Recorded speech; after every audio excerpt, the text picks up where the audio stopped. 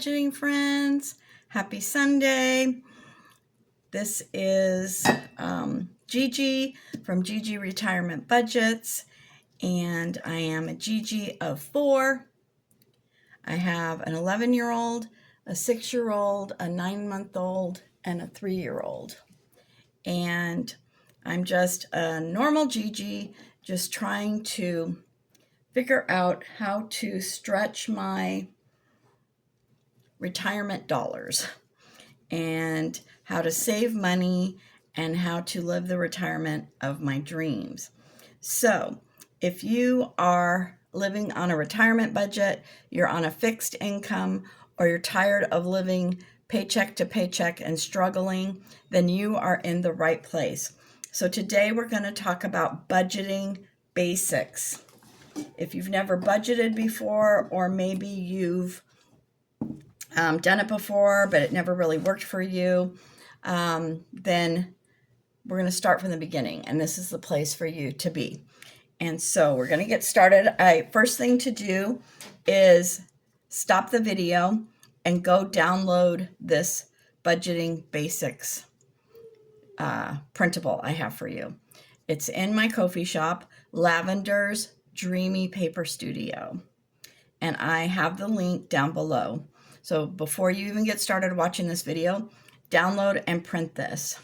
You're going to get the budgeting basics cover page.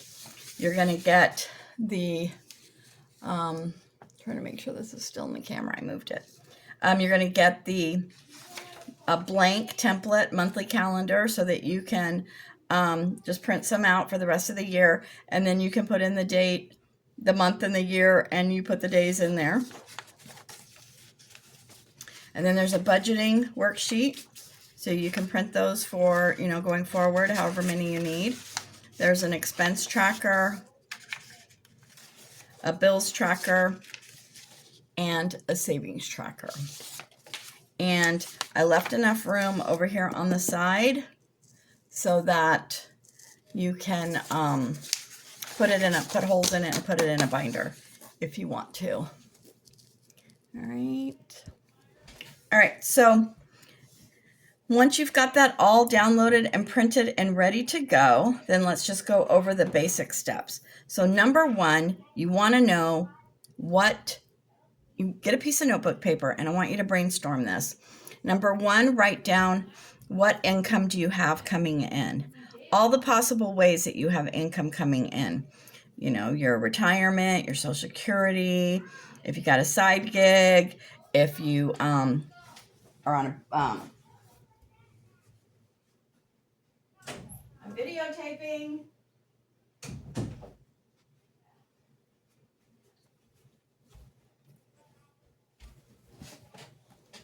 Wherever you get income from, whether it's retirement, a job, Social Security, a side gig, side hustle, child support, alimony, in all the ways that you get income. Go ahead and write that down on a piece of paper. And then you want to also annotate, when do you get those? If you get them specific times of the month, if you get them every week, every 2 weeks, however, you want to annotate that. Then you want to write down all your bills that you can think of and all the dates that they are due. And you want to make sure that you think about your yearly ones too, like your car registration, your income taxes, maybe your property taxes. Other ones might be, then don't forget like birthdays, anniversaries, holidays, Christmas, all those kinds of things. If you take a yearly family vacation, like write down everything that you can think of, okay? And then go through your bank statements and credit card, go through your credit card statements and your bank statement for last month, let's say May, and go ahead and write down all your expenses and categorize them. So how much did you spend in gas? How much did you spend in groceries? How much did you spend for subscriptions? How much did you spend on clothing? How much did you spend on self-care? All that. just jot it all down to kind of give you an idea, like a starting point of where you're at and where your budget's going to start. Now, a budget is not set in stone. I think a lot of times, at least in the past when I did a budget, I always thought that once I wrote it down, it was set in stone and I couldn't change it, and that's what I had to live by. And it felt so restrictive and so stifling and so smothering. Like I felt like I couldn't go outside the box. And this whole way of budgeting and cash stuffing and doing savings challenges and all that kind of stuff is so much fun. You can totally adjust it. You can totally change it. It's completely flexible. It just depends on what your financial goals are. So, having said that, so we've got all that information. Once you have all that information written down on a piece of paper, I would, then we can go to the second step. So if you haven't done that yet, I would stop the video right now, put it on pause, and do all that before you continue on with this next step. All right, so you did all that work. I'm so proud of you. Sometimes it's really hard to look at our finances and to face up to maybe where we've been irresponsible or where we're spending our money on things that we are not aligned with our goals, or if we're spending money or shopping based on our emotions or our trauma. It can be hard to look at. So I want to applaud you for going through that exercise. All right. So the first thing we want to do is write down on your calendar, get your calendar out. And if you haven't already done, put in the month, the year, and the days, go ahead and pause the video and do that. Otherwise, let's just keep going. So you're going to put your paydays on the days that you get paid. Now, I only get paid twice a month, on the first of the month and on the second Wednesday of the month. Now, I put this payday here because even though I get it the second Wednesday of the month, I get it direct deposited on Monday. I get it 2 days early. And then this one usually comes around 2 to 3 days early, but I didn't really have space on here to put it, so I just put it here, which is fine. But put it on the day that you're planning on receiving it. I also put the amounts on there. I didn't put it on here this time. I was trying to hurry up and do this just for an example. So once you get your paydays on there, then you're going to write down all your bills and when they're due. Okay. And again, put the amounts on there. I didn't put it on here just to make this fast. And then what you're going to do is you're going to take some highlighters. You want different colored highlighters, essentially, ideally, for each payday or each different income stream that you're going to get. So on my first payday, I made it green. So all these bills I highlighted are what I'm going to pay with my first paycheck of the month. And then I get my second paycheck. I highlighted it in pink. And then I highlighted everything in pink that I am going to pay with the second paycheck. Now you can tell I've got to make it through 3 weeks with no paycheck. So that takes a lot of budgeting and a lot of diligence. All right. So once you've done all that, then we're going to move on to the next step. And that's your budget. So for your budget, I just made this really simple. For your budget, you're going to put in what your income streams are here, and you're going to add, and then you're going to total it. And then you're going to put all your fixed expenses. These are expenses that do not change from month to month and are on a regular due date. You're going to put all those in, and you're going to total them up. You're going to put all your debt here and total it up. And then you're going to put all your variable expenses here, like food, gas, PG&E, anything that changes month to month. You know, it could be a different amount every month, like maybe your cell phone bill is a different amount every month, or it could be due on different, or maybe it's not even due at a certain time, like food and gas, right? Like that's not due at a certain time. And then for me personally, I have some business expenses, so I just put these down here. They don't change. They should probably go under fixed expenses, but I always put them under this column here. And then you total that up. Okay, we're not going to worry about savings right now, okay? So you total all these three parts up, and you've got your income, right? So your income is 2965 minus 722 minus 500 minus 660 equals 1,083 left over. Now, with that 1,083 left over, you can use that to get ahead in debt, make extra payments for your debt payments, right? Or you could use it to save for different things and do different challenges. Now, if you're first starting out, I would not recommend doing any kind of savings challenges because you really need to get this process down.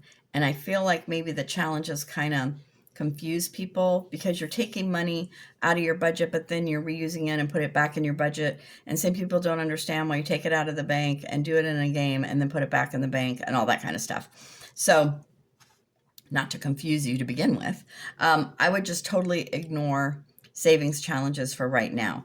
But you could use that money to, like I said, pay extra payments towards your debt to get debt free. Or if you're following the Dave Ramsey 7 steps to get out of debt, the very first step you do is build a $1,000 emergency savings fund. So you could use that to do that. So you always want your whole entire budget to zero out, okay? Because this is giving every single dollar in your budget a job to do, and a very specific job to do. And I'm sure you've done this. I've done this in the past many times where maybe I pay all my bills and I've got money left over, and then I'm just spending it on things left and right, things I'm not even thinking about it. I'm going here, I'm going there, whatever, right? And next thing I know, my money's all gone and I don't know where it went, and I can't account for it, and I have nothing to show for it. So this gives your money a very intentional job to do, and it is helping you to reach your goals. Money's not just flying out willy-nilly everywhere and you're feeling like you don't have enough money to pay your bills. This is a very specific job to do, and it will make you feel in control of your money and not your money in control of you. And it will also give you more confidence to deal with your money and to feel confident that you have enough money to cover your bills. So then you're not going to worry at night and lay in bed and toss and turn and all that kind of stuff. It gives you more peace, right? All right. So that's the budget. Now, after you do your budget, then what you're going to want to do, so we're making this for July, right? So you got to, I don't know, what's today, the 22nd? You've got like a little bit over a week, right? To kind of get on board with all this, right? But then once you actually officially start, like July, I'm going to start my budget. I'm going to start budgeting in July, right? Then what you're going to do is monitor it every week. You're going to look at it and you're going to see if you are on track, if you're overspending, if you're underspending, and just kind of do some adjusting. It's going to take you probably a few months to really get into the groove of it, because you're probably going to keep adjusting as you see yourself spending money. Like maybe, you said $200 for food, but you find that you're actually spending $350 or $400, right? And you don't see any way that you would be able to spend less than that because there's 3 or 4 of you. Well, then you can adjust it. You can up this to food and maybe look at something else and see if you can reduce that, or see if there's a subscription or something that you could get rid of for the meantime while you're trying to do your $1,000 savings. So you're just constantly adjusting and looking at it and making adjustments. I can tell you that since I did this, I pretty much look at it every day.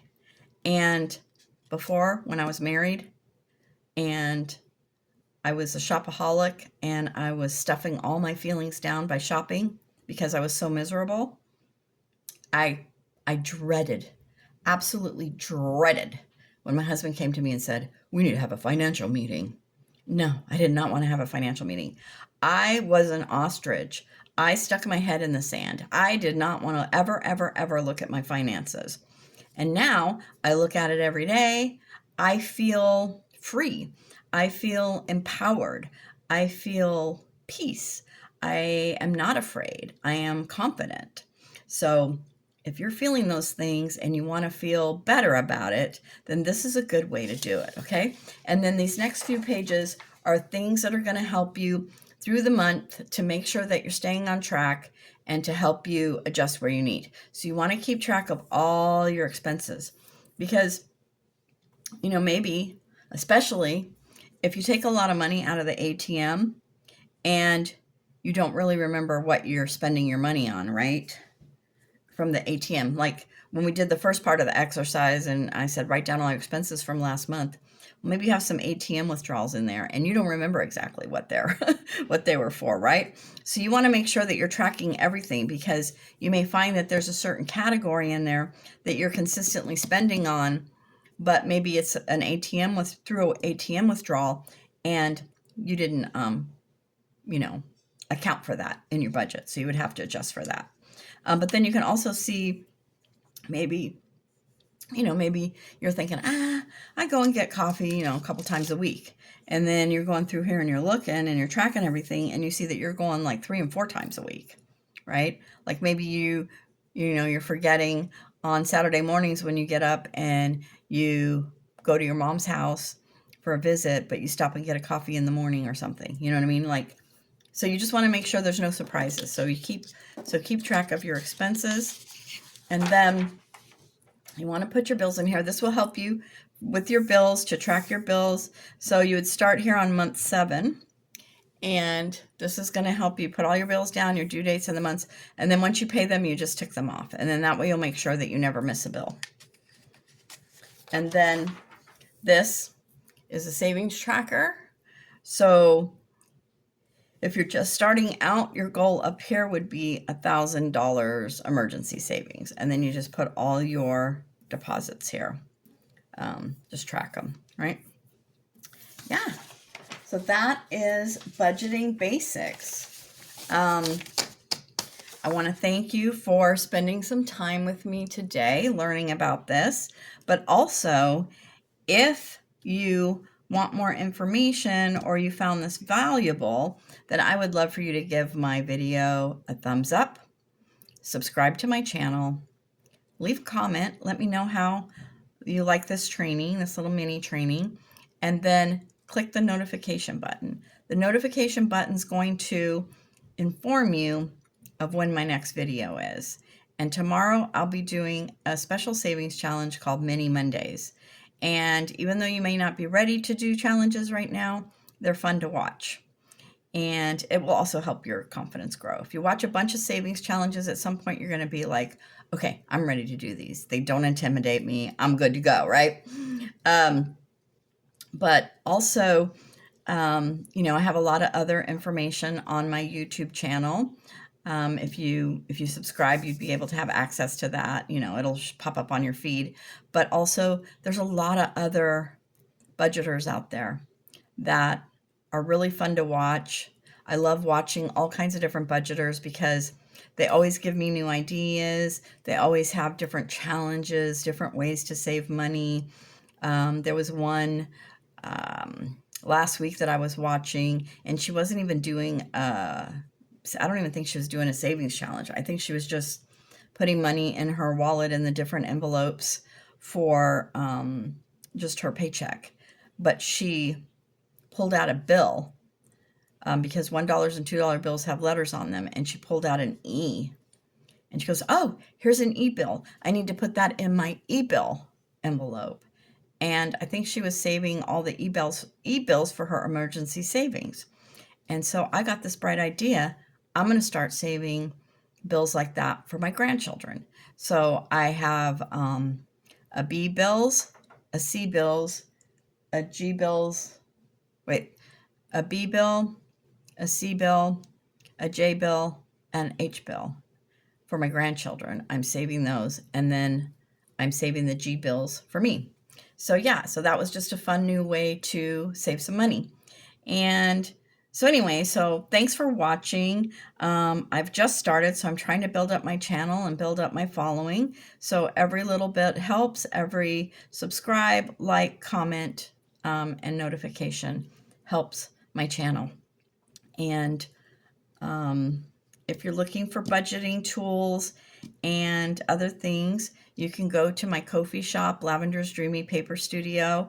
The link is below, and I will see you on the next video. Love, Gigi.